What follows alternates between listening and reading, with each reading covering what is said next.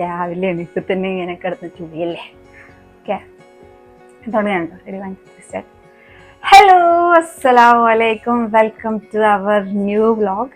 അപ്പോൾ കുറേ കാലയില്ലേ വ്ളോഗ് ചെയ്തിട്ട്, ലാസ്റ്റ് ചെയ്തത് എന്നതുപോലും നമ്മൾ ഓർക്കണില്ല.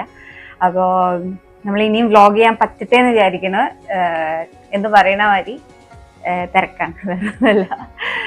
അപ്പോ ഇതല്ല ഞാൻ പറഞ്ഞു, ഇങ്ങനെ ഇരിക്കാനല്ല പറഞ്ഞു. ഇന്നെന്താ പരിപാടി? എന്തിനാ നമ്മള് വ്ളോഗ് എടുക്കണേ? ഫാമിലിനെ ഇൻട്രൊഡ്യൂസ് ചെയ്യാം. കുറച്ചുകൂടി ഒന്ന് എങ്ങനെ പറയും?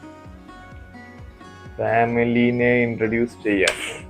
അപ്പൊ കുറെ പേര് റിക്വസ്റ്റ് ചെയ്ത ഒരു വീഡിയോ ആയിട്ടാണ് നമ്മൾ വന്നിട്ടുള്ളത്. എന്റെ ഫാമിലിനെ ഇൻട്രൊഡ്യൂസ് ചെയ്ത ഒരു വീഡിയോ നമ്മൾ ഓൾറെഡി കുറച്ച് മുന്നേ അപ്ലോഡ് ചെയ്തിട്ടുണ്ട്, കുറച്ച് മന്ത്സ് മുന്നേ. അപ്പോൾ ദീപുവിന്റെ ഫാമിലി നമ്മൾ ചെയ്തിട്ടില്ലായിരുന്നു. കാരണം മറ്റൊന്നുമല്ല, ഒന്നെങ്കിൽ ദീപു ഉണ്ടാവില്ല, അല്ലെങ്കിൽ വാപ്പ ഇവിടെ നാട്ടിലുണ്ടാവില്ല, അല്ലെങ്കിൽ നമ്മൾ ആരും ഇവിടെ ഉണ്ടാവില്ല. അങ്ങനത്തെ സിറ്റുവേഷൻ ആയിരുന്നു. സോ ഇപ്രാവശ്യം വാപ്പ വന്നിട്ടുണ്ടായിരുന്നു, വാപ്പ പെരുന്നാൾക്ക് വന്നതായിരുന്നു. അപ്പോൾ ദീപു ഇവിടെ ഉണ്ട്, ഞാനും ഇവിടെ ഉണ്ട്. അപ്പൊ നമ്മള് പോകുന്നതിന്റെ മുന്നായിട്ട് ഇതായിട്ട് എടുക്കാന്നുള്ളൊരു പ്ലാനിലാണ് നമ്മള് വീഡിയോ ചെയ്യുന്നത്. അപ്പോ നമ്മുടെ വീഡിയോ കോർഡിനേറ്റ് ചെയ്യണതും അതില് സംസാരിക്കുന്നതും ഒക്കെ ഇനി ദീപു ആയിരിക്കും. ദീപുവിന്റെ ആ ഒരു പവർ നമുക്ക് കണ്ടറിയാം, ഒലക്കല്ലേ തന്നെ ചെയ്തത്. ഓക്കെ, അപ്പോ നമുക്ക് വീഡിയോയിലേക്ക് കടക്കാം. ഇങ്ങനെ ചെയ്യ്, റെഡി 1 2 3 സ്റ്റാർട്ട്. അങ്ങട്ട്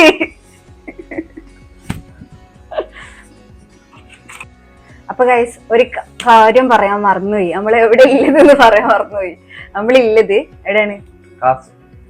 ബേക്കൽ. അപ്പൊ നമ്മളില്ലത് കാസർഗോഡ് ഭാഗത്താണ്. ബേക്കൽ ഫോർട്ട് കാണാൻ വേണ്ടിട്ട് പോവാണ്. അപ്പൊ അതിന്റെ മുന്നേ നമ്മൾ റെഡി ആയിട്ടാണ് ഈ വീഡിയോ എടുക്കാൻ പോണത്. അപ്പൊ നമ്മൾ ഇന്നലെ മാഹി പോയി, പിന്നെ അവിടെ പോയ, പിന്നെ നമ്മൾ ഡ്രൈവിംഗ് ബീച്ച് ഉണ്ടല്ലോ അവിടെ പോയി, പിന്നെ 2-3 മ്യൂസിയം കാര്യങ്ങളൊക്കെ കണ്ടു. പക്ഷെ ഭയങ്കര മഴയായിരുന്നു. എന്നുവെച്ചാൽ ഒന്നാമത് റെഡ് അലേർട്ട് ആണെന്ന് അറിഞ്ഞിട്ടാണ് നമ്മൾ വന്നത്. പക്ഷെ സ്റ്റിൽ നല്ല മഴയാണ്. ഇടയ്ക്ക് ഇങ്ങനെ നിൽക്കുമ്പോ നമ്മള് പോയിക്കാണ്ട് കാണും, ഫോട്ടോ എടുക്കും, പോരും. ഒരു മാറ്റില്ല, എത്ര കാലം തുടങ്ങിയിട്ട്. കമന്റ് ഡൗൺ തുടങ്ങിയോ?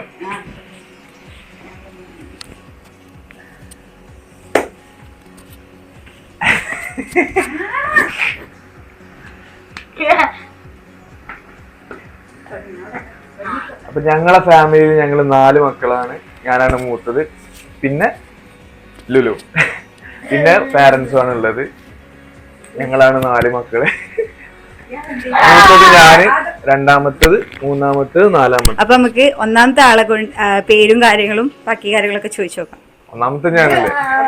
രണ്ടാമത്തെ സോറി, എൻ്റെ പേര് അലാദിൻ. ഞാൻ ഇപ്പം +2 കഴിഞ്ഞ് നിൽക്കാണ്, കോളേജ് നോക്കി നിൽക്കാണ്. യൂട്യൂബിനെ പറ്റി എനിക്ക് എന്താ അഭിപ്രായം? യൂട്യൂബിനെ പറ്റി എന്താണ് അഭിപ്രായം? യൂട്യൂബ് നല്ലതാണ്, കുറെ വീഡിയോസ് ഒക്കെ ഉണ്ട്. എനിക്ക് കുറെ ഗുണങ്ങളിലേക്കാണ്. ആൾക്കാര് ചിലപ്പോ മനസ്സിലാവും, പിന്നെ ആൾക്കാര് ഇത് പൈസ വാങ്ങും. അങ്ങനത്തെ കുറച്ച് ഗുണങ്ങളൊക്കെ ഉണ്ടായിക്കണ്. അതൊക്കെ ഉള്ളു. പെൺകുട്ടികളെ കുറെ ആൾക്കാർ കാണലുണ്ട്. ഇവര് എന്റെ കാക്കയെന്ന് പറയുമ്പോ അത്ഭുതം പെട്ടത്.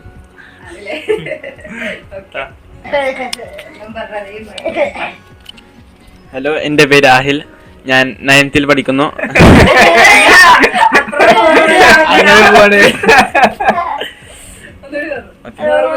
ഹലോ, ഞാൻ ആഹിൽ. ഞാൻ 9th പഠിക്കുന്നു, സ്പ്രിങ്സ് സ്കൂൾ മമ്പാടിൽ. അപ്പം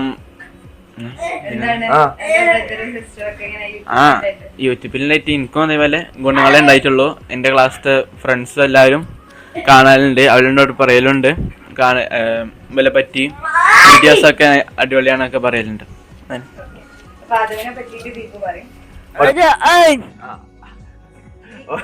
ഓന്റെ പേര് ഇത് ആദം. ഞങ്ങളിത്തെ 4ാമത്തെ ലാസ്റ്റ് മകനാണ്. 1ാം ക്ലാസ്സിലാണ് പഠിക്കുന്നത്, 9 വയസ്സാണ്. ഇവന്റെ കൂടെ തന്നെ സ്പ്രിംഗ് സ്കൂളിലാണ് അവനും പഠിക്കുന്നത്. അവർ രണ്ടാളും ഒരുമിച്ചാണ് പോകുന്നത് വരലൊക്കെ. പിന്നെ നമ്മളൊരു പോസ്റ്റ് ഇട്ടപ്പോ ചോദിച്ചിട്ടുണ്ടായിരുന്നു ആദമിന് എന്തെങ്കിലും പ്രയാസം ഉണ്ടോന്നുള്ളത്. അതിനെ പറ്റി ദീപുവിനെ പറഞ്ഞു. അവന് ഡൗൺ സിൻഡ്രോം ആണ്. പിന്നെ അതേമാതിരി സ്കൂളിൽ പോകുമ്പോഴൊക്കെ അവനക്ക് സ്പെഷ്യൽ ഒരു ടീച്ചറിനെ വേറെ വെച്ചിട്ടുണ്ട്. എല്ലാരും കൂട്ടത്തിൽ തന്നെയാണ് ഇരിക്കല്, പക്ഷെ വേറെ സെപ്പറേറ്റ് ടീച്ചറും കാര്യങ്ങളൊക്കെ ഉണ്ട്. അവന് തെറാപ്പി കാര്യങ്ങളൊക്കെ ചെയ്യുന്നുണ്ട് സ്ഥിരമായിട്ട്.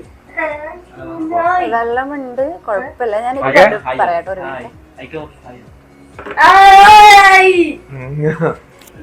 പക്ഷെ അങ്ങനെ ആണെന്ന് പറഞ്ഞിട്ട് കാര്യമൊന്നുമില്ല. നമ്മളെക്കാട്ടും എല്ലാവരെക്കാട്ടും ബുദ്ധിയും വൃത്തി കാര്യങ്ങളൊക്കെ അതവനാണ്. എല്ലാം അറിഞ്ഞാണ്ട് ചെയ്യും. പിന്നെ എല്ലാത്തിനും നമ്മൾ സംസാരിക്കുന്നതിനൊക്കെ റിപ്ലൈ തരും. പക്ഷെ നമ്മളെന്നും സംസാരിക്കുന്നതുകൊണ്ട് നമുക്ക് കൂടുതൽ അവൻ്റെ സംസാരവും കാര്യങ്ങളൊക്കെ മനസ്സിലാവും. അപ്പം ഇനി നമുക്ക് പപ്പാനും ഉമ്മാനും പരിചയപ്പെടുത്താം അല്ലേ? അപ്പൊ ഇതാണ് എന്റെ വാപ്പയും ഉമ്മയും. വാപ്പ റിയാദിലാണ്. ഇത്രയും 31 വർഷം 30 വർഷമായിട്ട് ഇപ്പൊ റിയാദിലാണ്. ഞങ്ങൾ ഉണ്ടായിരുന്ന അവിടെ. ഞാൻ എന്റെ +2 വരെ ഞാൻ കൊടുത്തതിന് ചെറുപ്പം മുതൽ. കഴിഞ്ഞിട്ടാണ് നാട്ടിലേക്ക് വന്ന് ഡിഗ്രിക്ക് ഇവിടെ ജോയിൻ ചെയ്തത്. ഉപ്പുള്ള അടുത്ത് തന്നെയാണ്.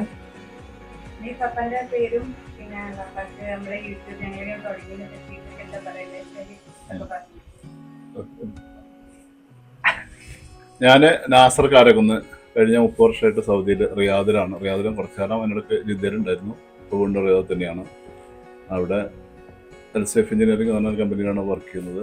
അതിന് പുറമെ സാമൂഹ്യ പ്രവർത്തനം, KD കലാ സാംസ്കാരിക വേദി എന്ന സംഘടനയിലൊക്കെ സജീവമായിട്ട് പ്രവർത്തിക്കുന്നുണ്ട്. കുറച്ചു കാലം കൈരളി ചാനലിൻ്റെ റിയാദിലെ പ്രതിനിധിയായിരുന്നു. അതുപോലെ തന്നെ പ്രവാസ ലോകം എന്ന് പറഞ്ഞ പരിപാടിയുടെ പ്രതിനിധിയായിട്ട് ഇപ്പോഴും സ്ട്രിങ്ങറായിട്ട് വർക്ക് ചെയ്യുന്നത്. ഇതൊക്കെയാണ് ഞാൻ. ഇത് വൈഫ് റസിയ. ഞങ്ങളെ കല്യാണം കഴിഞ്ഞിട്ട് 28 വർഷമായി. എൻ്റെ മൂത്ത മകനാണ് അദീബ്. ഞങ്ങൾക്ക് 4 ആൺകുട്ടികളാണ്.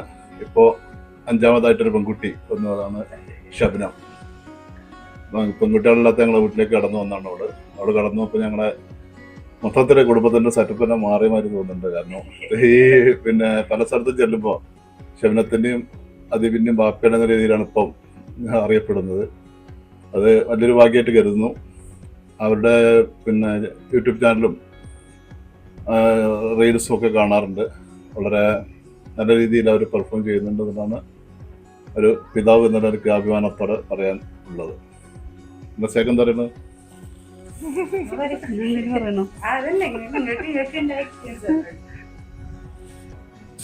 ഇല്ല, എനിക്ക് അവരെ പിന്നെ ചാനലും ഇതൊക്കെ എനിക്ക് ഇഷ്ടമാണ്. ഞാൻ പിന്നെ കൂടുതലായിട്ട് അഭിപ്രായം ഒന്നും പറയലില്ല. എനിക്ക് എല്ലാം ഇഷ്ടമാണ്. ഒന്നും എതിർപ്പില്ല എല്ലാത്തിനോടും.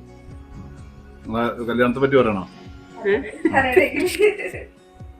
ഞാന് ആ കൊറോണ സമയത്ത് പിന്നെ ഒരു 6 മാസം ലീവ് അടിച്ച് നാട്ടിലെത്തുന്ന സമയത്താണ്. അന്ന് 2 ആഴ്ച എന്താണ് ക്വാറന്റൈനൊക്കെ ഉണ്ടല്ലോ. അത് കഴിഞ്ഞ് ഇറങ്ങുന്ന സമയത്താണ്. ഇറങ്ങുന്ന ദിവസം അന്ന് ദീപു എൻ്റെ അടുത്ത് കണ്ടു, വാപ്പ അങ്ങനെ ഒരു വിഷയമുണ്ട്, നിങ്ങളത് ഒന്ന് ഉറപ്പിച്ചിടണമെന്നാണ്. ഞാനും അപ്പൊ അത് കുറച്ച് മുമ്പേ നമുക്കറിയായിരുന്നു. പക്ഷെ ഞങ്ങളോട് പറഞ്ഞിരുന്നത് അതൊക്കെ പിന്നെ അന്ന് നമ്മൾ പറഞ്ഞതൊക്കെ കല്യാണം അല്ല പഠിത്തം കഴിഞ്ഞിട്ട് ആലോചിക്കാന്നുള്ള രീതിയിലാണ് അന്ന് പറഞ്ഞു നിർത്തിയിരുന്നത്. ഇത് ആ ഡിഗ്രി കഴിഞ്ഞ് അന്ന് 21 വയസ്സ് തികഞ്ഞിട്ടില്ല. അന്നാണ് വന്ന് പറയുന്നത് ഉറപ്പിച്ചിട്ടുണ്ടെന്ന്. അപ്പൊ സ്വാഭാവികമായിട്ടും നമ്മുടെ അടുത്ത് തന്നെ ഒരു പ്രതികരണം നിലനിൽക്കെ. അത് പിന്നെ റസിയാക്ക് അത് വലിയ വിഷമം ഉണ്ടാക്കുന്നത് എനിക്കറിയാവുന്ന പറഞ്ഞാൽ അന്ന് നമ്മളെ ഒറ്റയടിക്ക് നമ്മൾ മൂളില്ല, നമുക്ക് ആലോചിക്കാന്ന് പറഞ്ഞു. കഴിഞ്ഞിട്ട് എൻ്റെ ജ്യേഷ്ഠന്മാരുടെ അടുത്ത് മൂത്തപ്പാൻ്റെ അടുത്തും അവൻ്റെ മൂത്തപ്പാൻ്റെ അടുത്തൊക്കെ പോയി കാര്യങ്ങൾ പറഞ്ഞു. ഞങ്ങൾ ഒന്ന് പിന്തിരിപ്പിക്കാൻ നോക്കി. റസിയ അതുപോലെ തന്നെ ഒന്നാമത് അവൻ്റെ പ്രായം 21 ആയിട്ടില്ല എന്നുള്ള അതാണെന്ന് പ്രധാന പ്രശ്നം. ഇത്ര ചെറുപ്പത്തിൽ തന്നെ കല്യാണം കഴിക്കണം അല്ലെങ്കിൽ ഉറപ്പിച്ചിടണം എന്നുള്ളൊരു വിഷയം അതാണ് ഉണ്ടായിരുന്നത്. പിന്നെ അവസാനം ഞങ്ങൾ പരമാവധി പിന്തിരിപ്പിക്കാൻ നോക്കി. അവർ രണ്ടാളും പുറകോട്ടില്ല എന്ന് 2 കുടുംബത്തിന് മനസ്സിലായപ്പോൾ ഞങ്ങൾ അത് കല്യാണം നടത്തി കൊടുക്കുക എന്നുള്ളത് ഞങ്ങൾ സമ്മതിക്കുമായിരുന്നു. അങ്ങനെ പിന്നെ 2 വർഷം കഴിഞ്ഞിട്ടാണ് 2 വർഷം മുമ്പ് 2023 22 ഡിസംബറിലായിരുന്നു അവരെ കല്യാണം. ഡിഗ്രി കഴിഞ്ഞാൽ UK പോയി.